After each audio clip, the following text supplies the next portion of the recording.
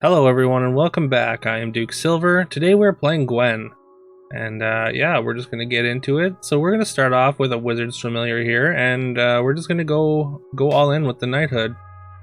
Just for nostalgia's sake. I know I don't really do this that often anymore, but yeah, I was feeling the turn 1 Knighthood on the Familiar today.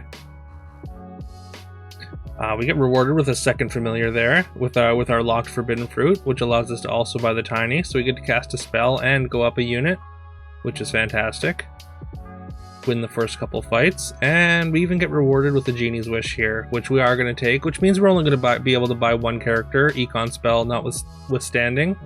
But the amount of stats we gain from on our Wizard's Familiars are way better than buying any single character anyways. I do think we can do a little bit better than this shop, so we take the roll, and we do much worse. So we're just gonna take the Minotaur, and I mean our board's still fine. We've got a 9/9, a couple of X1s that trade pretty well.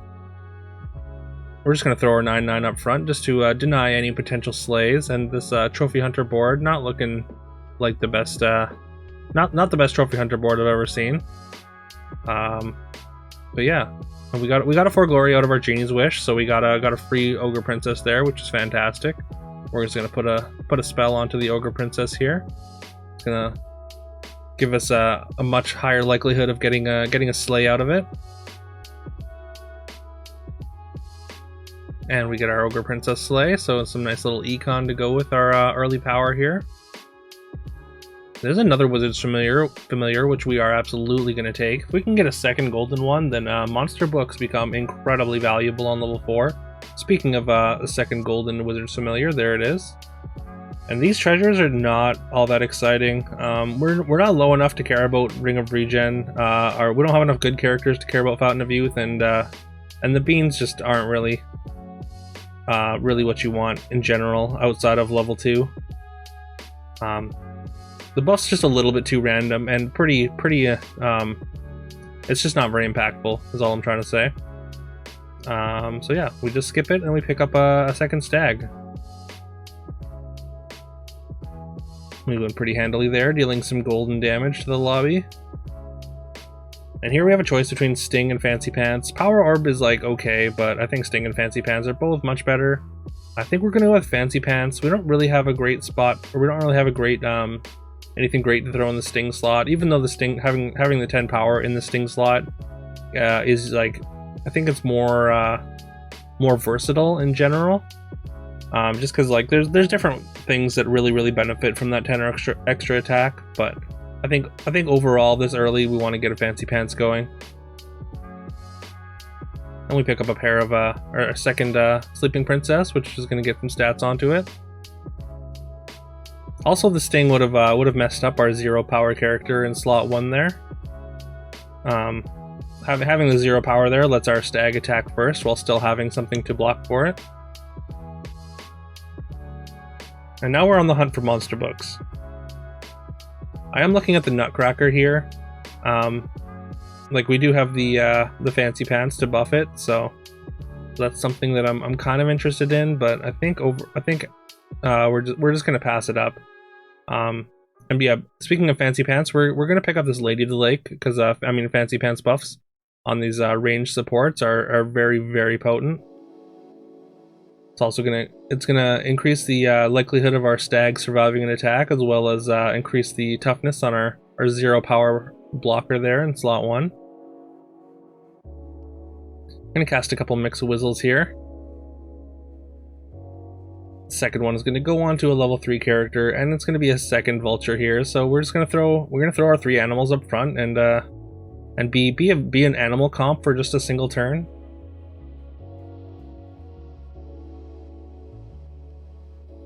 All right, and that works out very well. And yeah, we immediately take a chicken, and I just completely forgot about Fancy Pants. So we do the classic putting pants on a chicken. I think everyone has made that mistake at some point or another, but it always feels a little bit bad to do, but it's kind of inevitable. I mean, when you kind of train yourself to pick up chickens to launder them, then then again, that just becomes kind of inevitable. Alright, there is a TLK, which we are going to take. We're going to sell this chicken that we pantsed, and we're going to cast the True Love's Kiss on the stag.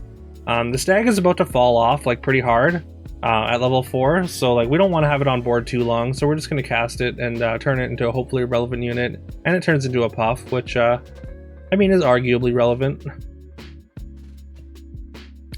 Thanks to the new the change on puff puffs, it is gonna get to carry over any stats gains to whatever we transform it into if we get to transform it again. So that's definitely an upside.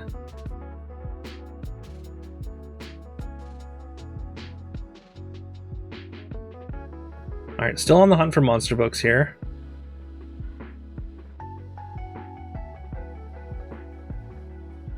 Alright, there's an experience spell. We feel very strong, so I think we are going to fire off this experience spell. I was looking at the copycat with the puff puff, but I think that's a little bit too cute. Alright, there's a friendly spirit, which we are going to get the fancy pants buff on, and we're going to be very happy about that. We can cut this baby dragon. We kind of had it as a placeholder. I guess the baby dragon is actually going to be better than this 2-power shadow assassin, but we put it in after we didn't have the stag anymore because the 0-power blocker in slot 1 just wasn't doing it anymore, and unfortunately we run into a horde dragon who has assembled Hat, Ball plus Drax Saber already, so a little bit unfortunate there.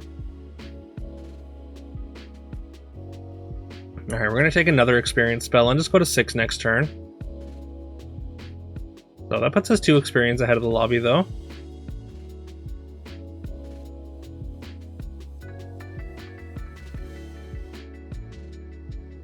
And here's that trophy hunter. Looks like they've assembled, they've gotten a golden friendly spirit since last we saw them. They weren't all that scary last time we saw them, but now they've gotten a real power spike. Alright, we're gonna pick up a Scion of the Storm here. There's 2 Aeons as well, but I don't think we're gonna bother with that. We don't have a crystal ball or anything like that, so I don't think that's what we want to be doing. The Scion of the Storm is just a huge chunk of stats. And yeah, we did pick up a monster book finally, so it is going to scale with the monster book. But again, we don't really have a line into a mage comp, so we actually need to be thinking about what we're going to go into now. And I think the easiest route is just to go into pumpkin comp from here. I mean, we've got the monster book, the Scion. I think the Scion's fine in the monster, like in the pumpkin comp, just as like a placeholder, just a big chunk of stats.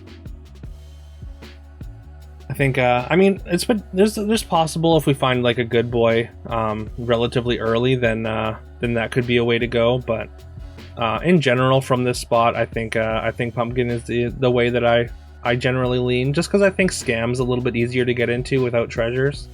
And speaking of scam, there's a couple of Medusas, which I think we are going to take. We do have to sell something here. I think we're going to end up selling the friendly spirit. Like a 6/7 friendly spirit is like fine, but I don't think it's better than anything else that we have on board at the moment. And we need to sell something to make room for this Medusa. I don't think we're going to play both Medusas. I think we're just going to play the Scion instead, just to have as many stats on board. Slot 2 Medusa is kind of awkward. Okay, we at the last second there, we cut the Lady of the Lake to play the second Medusa in slot 5, which I think is a fine.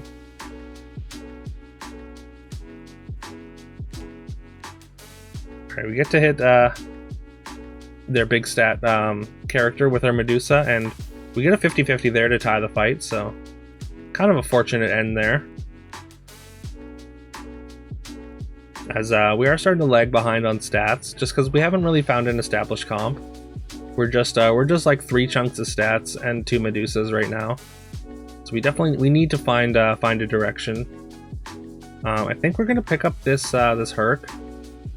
Although I'm like kind of wrestling with the idea, just because like it's a little bit late. Like you usually want to get Herc like early.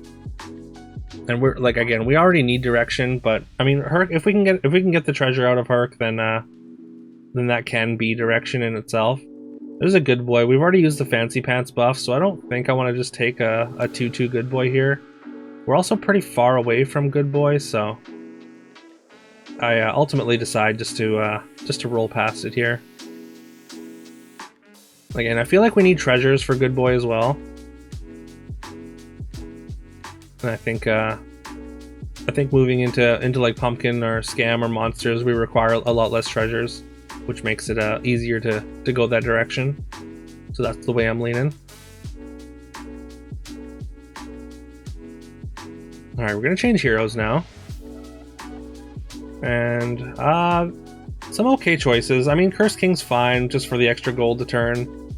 So I think it's just gonna be Celestial Tiger. We still still have a pair of 3s, and also like it doubles our fancy pants bonus, which is definitely not nothing.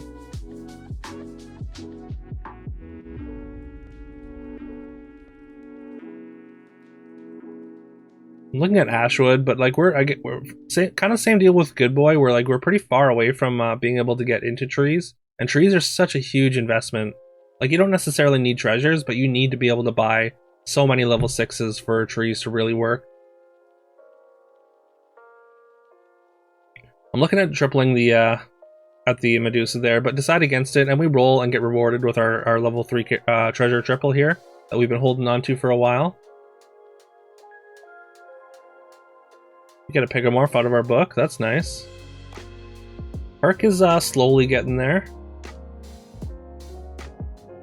And unfortunately, we do lose to this Horde Dragon with the Hat Ball Saber again. Alright, we're gonna get a level 3 treasure. And unfortunately, these are not exactly... I mean, we want treasure map, of course, but I guess like Sarcophagus is a pretty decent consolation prize. Like again, we're trying to move into Pumpkin, but I mean, our Pumpkin just really isn't showing up. Neither is Oni Tyrant. Either of those would be really good with what we have right now. But yeah, we did take the Pumpkin just as the Sarcophagus as speculation for Pumpkin. All right, and then we finally get rewarded with our first Oni Tyrant. We are absolutely going to take.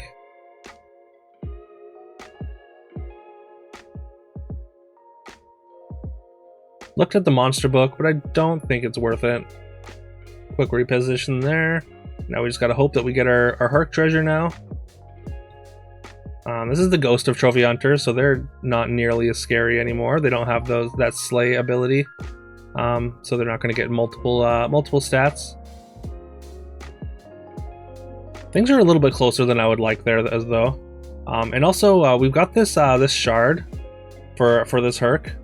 Now that we got the treasure, so that's going to be fantastic. If it turns into a Pumpkin or an Orny Tyrant, then that's going to be a huge power spike for us. I'm considering taking Singing Sword. I mean, I think Spear is probably the more solid treasure, but I'm considering Singing Sword just like in anticipation of Pumpkin. But I mean, we can only do so much in anticipation. If we never find Pumpkin, then it ends up being pretty bad. So we're just going to go with the Spear. I think it's just a safer pick. Like there's sort of an argument for Wand as well. Being able to cast double Pigomorphs can help us win fights. And hey, there's that Pumpkin that we've been speculating about, and yeah, we're finally rewarded with the Pumpkin. Our patience has paid off. It doesn't always pay off, but fortunately this time we did find what we were looking for, and our Herc turned into a Doom Breath, which is going to be a pretty decent addition here. We take out 2 of their backline characters, which is very important, as this is a mirror good boy comp. So if they have Mirror and Phoenix Feather, so if their Echo Wood had been able to survive, then it would have been probably far too big for us to deal with. And yeah, these Medusas just like scamming the hell out of their front line here. Yeah, we managed to dodge the good boy for a super long time there. Really fortunate for us. And we have just enough stats to take down their board without tying, which is fantastic. Get another Oni Tyrant.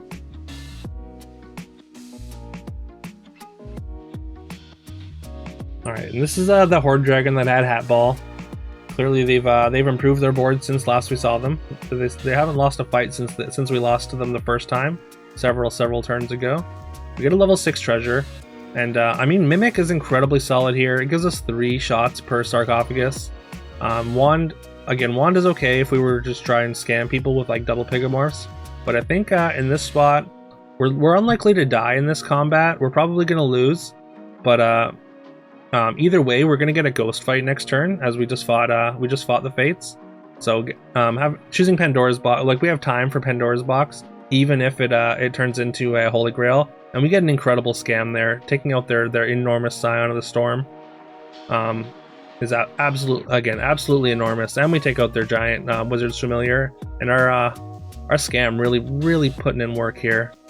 We managed to take down the Hat Ball and now Black Prism Horde Dragon. And yeah, we get Holy Grail, and just like I said, like we get the ghost fight this turn, so we've got the turn for Holy Grail. Generally, like it would be way too late for Holy Grail at this stage. I mean, in most cases, in top 3 with everyone at relatively low life totals, like Holy Grail is usually a turn too long for when it comes out of a Pandora's box. But because we have the ghost fight, we've got this extra turn buffer, and our plan with this Holy Grail is going to be to basically just go full scam and just try and pick up as many pumpkin pieces as we can, and just really lean into it. As I mean, I think we're pretty much locked into scam. I don't think we can build a tree comp that's going to be big enough to take out Hat Ball Prism or Mirror Good Boy. So yeah, we gotta rely on our scam here. Hopefully they don't adjust and pick up a Soul Tax and to beat our Doom Breath, because our Doom Breath is putting in a ton of work here against both opponents. And the Mirror Good Boy comp did take out the Hat Ball Prism comp that the Horde Dragon had put together, which is absolutely wild to me. Because generally Hat Ball Prism is like good enough to go over top of almost anything. Although it kind of does shut off like your TLKs and whatnot, so maybe that could be why. Maybe they just didn't have enough spell scalers to handle the good boys. All right, we're gonna pick up that Mimic that we passed up earlier. So we're gonna get 3 shots per sarcophagus and get double spear activations. We're gonna take all the Medusas we can see. And yeah, there's another pumpkin. We did pass up that Medusa. I suppose it doesn't really play over anything right now. There was a Pigamorph that we probably should have taken, but I was holding out for Knighthood here. So unfortunately it does not show up. We also could have taken Hermes Magic Beans, but I was just rolling a little bit too fast. So not the greatest Prism turn ever, or not the greatest Holy Grail turn ever, but I mean, we did improve a little bit at least. We got our Mimic, we got a second pumpkin.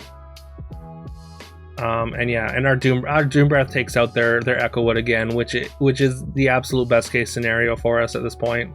Again, and they've got a Mimic to go with their Mirror and Phoenix Feather now. So if that Echo Wood had been able to survive and see all those stats and be able to resummon twice, we wouldn't have been able to come back. But we only pump even one of our only pop one of our pumpkins, and we end up yeah, just absolutely crushing this good Mirror Good Boy comp. So yeah, we beat Mirror Good Boy and Black Prism Hat Ball in just a wild finals there, I'd say. But yeah, I guess just shows the power of scam. Like you can do the craziest things in the game, and you can still just get scammed. You need to be able to hedge against it. Neither of those players picked up Soul Tax, and they really paid the price for it. But yeah, let me know if you enjoyed this, or if you found it educational at all. Please leave a like and subscribe if you haven't already. It really helps the channel, and I really appreciate it. And yeah, we're making our way to 500 subscribers. I still have a giveaway for 500 subscribers for anyone interested that hasn't subscribed yet. Yeah, help us get there, and we're going to give away 2 700 gem codes. But yeah, let me know what you thought in the comments. Of course, I respond to every comment, and I love hearing from everybody. And yeah, I think that's it. So hope you all have a great rest of your day, and I will see you tomorrow.